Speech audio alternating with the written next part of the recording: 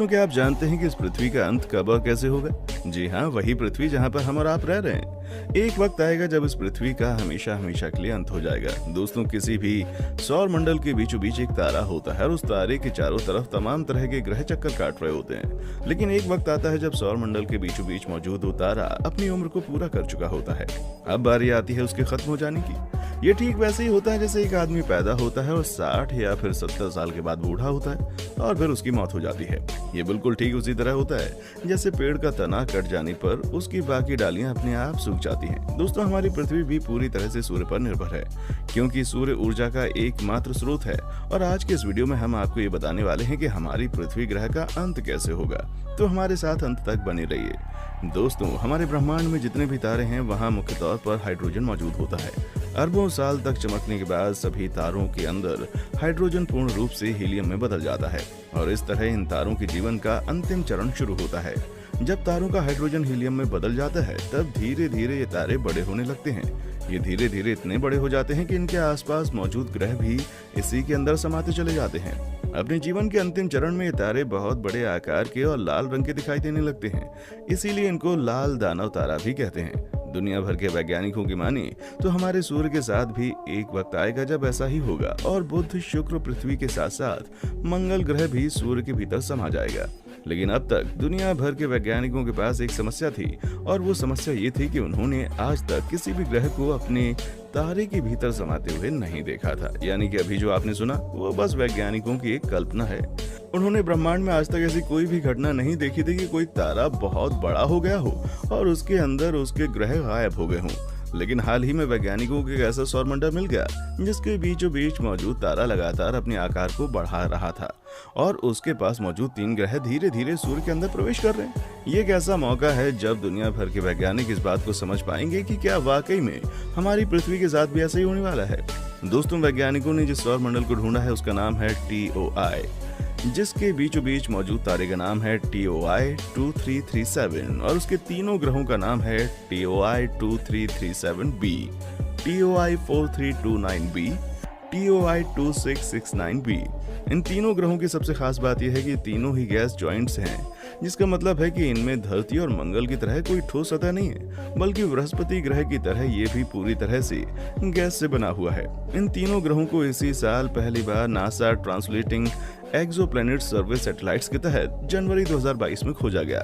इन तीनों ग्रहों में से जो अपने तारे के सबसे नजदीक हैं, वो लगातार अपने तारे की तरफ बढ़ता चला जा रहा है, जिसे देखकर ये एस्टिमेट किया जा रहा है कि आने वाले 1 मिलियन सालों से भी कम के अंतराल में वो ग्रह अपने तारे के भीतर समा जाएगा।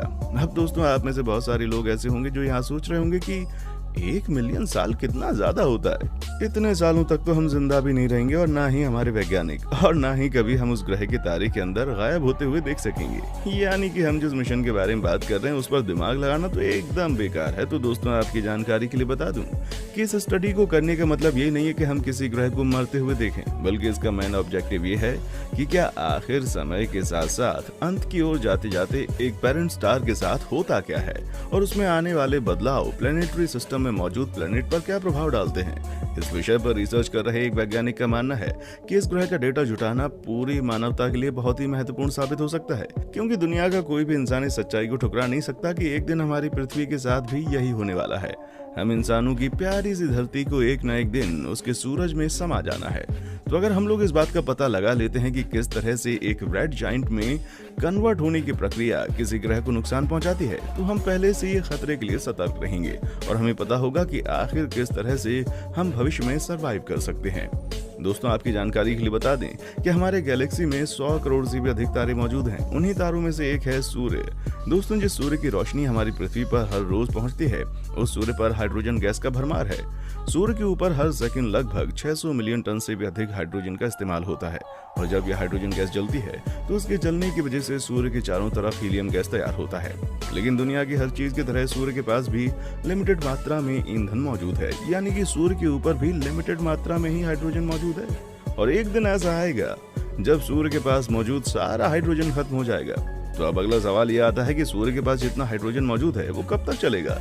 दोस्तों आपकी जानकारी के लिए बता दूं और आपको हैरानी भी होगी कि सूर्य का जन्म आज से लगभग 4.5 अरब साल पहले हुआ था और सूर्य की उम्र अभी 4.5 अरब साल और बाकी है। यानी कि सूर्य के पास अभी भी इतना हाइड्रोजन मौजूद है जिससे वो आने वाले 4.5 अरब साल तक अपने आप को जलाता रहेगा। लेकिन इसका ये बिल्कुल मतलब नहीं है कि आने वाले 4.5 अरब साल तक हम इंसान इसी तरह से पृथ्वी पर रहेंगे। दोस्तों कभी आपने अपने घर में किसी लकड़ी को जलाया क्या? अगर हाँ तो आपने देखा होगा जब लकड़ी जलना शुरू होती है तो वो धीरे धीरे जलना शुरू होती है। बीच में उसके जलने की रफ्तार एकदम से बढ़ जाती है और अंत में लकड़ी पूरी तरह से जलकर खत्म हो जाती है और राख के ढेर में बदल जाती है। बिल्कुल इसी तरह हमारा सूर्य भी चल रहा है और आने वाले कुछ करोड़ साल बाद हमारे सूर्य का तापमान लगभग 15% बढ़ जाएगा। अभी से 2 अरब साल बाद सूर्य का तापमान बढ़ने की वजह से पृथ्वी का तापमान लगभग 80 डिग्री सेल्सियस तक पहुंच जाएगा। इतनी अधिक गर्मी होने की वजह से पृथ्वी पर हर एक चीज जलकर राख हो जाएगी। यहाँ ना तो पेड़ पौधे बचेंगे और ना ही कोई जीव और ना ही कोई इंसान। पृथ्वी पर मौजूद सभी नदियां, महासागर और झील सूखकर हवा में उड़ जाएंगे। पृथ्वी की हालत बिल्कुल वैसी हो जाएगी जैसे आज मंगल ग्रह की हालत है, पूरा का पूरा बंजर। लेकिन अभी सूर्य की उम्र 2.5 अरब साल और भी बची है। इस बीच सूर्य के पास मौजूद सारा का सारा हाइड्रोजन धीरे धीरे खत्म होने लगेगा। फिर एक दिन आएगा जब सूर्य का सारा हाइड्रोजन खत्म हो जाएगा। ठीक उसी वक्त सूर्य के पास जितना भी हीलियम बचा होगा वो जलना शुरू हो जाएगा। हीलियम के जलने की वजह से सूर्य अचानक से बेहद गर्म हो जाएगा। उसका आकार बहुत ज्यादा बढ़ जाएगा। ये बिल्कुल वैसा ही होगा जैसा कि किसी आग के ऊपर पेट्रोल का फुहारा फेंक दिया हो। उस वक्त सूर्य का आकार आज से लगभग 20 गुना बढ़ जाएगा। ये बिल्कुल वैसा ही है जैसे कोई मरने से पहले पूरी ताकत लगाकर खुद को बचाने की कोशिश करता है। इससे इतनी अधिक मात्रा में गर्मी निकलेगी कि बुध और शुक्र ग्रह तो पूरी तरीके से भाप बनकर उड़ जाएंगे भाई, और सौर मंडल के ग्रह धीरे धीरे सूर्य के भीतर समाने लगेंगे। पृथ्वी की गर्मी उतनी ही बढ़ जाएगी जितना कि आज के वक्त में बुध ग्रह की गर्मी है। सौर मंडल के सबसे बाहरी किनारे पर मौजूद यूरोपा, जो कि पूरी तरह से बर्फ का गोला है, वो धीरे धीरे जलने लगेगा और इसी बीच हीलियम के जलने की वजह से सूर्य में एक भयंकर विस्फोट होगा। ये विस्फोट इतना तगड़ा होगा कि सूर्य कई टुकड़ों में बंटकर सौर मंडल में बिखर जाएगा। विस्फोट के बाद सूर्य का जो मलबा तैयार होगा, उन मलबों का आकार पृथ्वी से भी ज्यादा बड़ा होगा और उस भयंकर विस्फोट की वजह से शायद हमारे सौर मंडल में मौजूद हर एक ग्रह नष्ट हो जाएंगे। हमारी पृथ्वी को तो मानो कहीं पर खो ही जाएगी और सूर्य के खत्म होने के साथ ही हमारा सौर मंडल भी पूरी तरह से खत्म हो जाएगा। लेकिन कहानी यहाँ पर खत्म नहीं होती भाई। सूर्य के टुकड़े वापस से किसी खास पिंड के चक्कर काटने लगेंगे और चक्कर काटते काटते कई करोड़ प्रकाश वर्ष के बाद एक बार फिर से एक नए सौर मंडल का जन्म होगा। आपको जानकर हैरानी होगी कि इस वक्त हम जिस सौर मंडल में रहते हैं और जिस पृथ्वी ग्रह पर रहते हैं वो भी कभी इसी तरह की क्रिया के द्वारा पैदा हुआ है।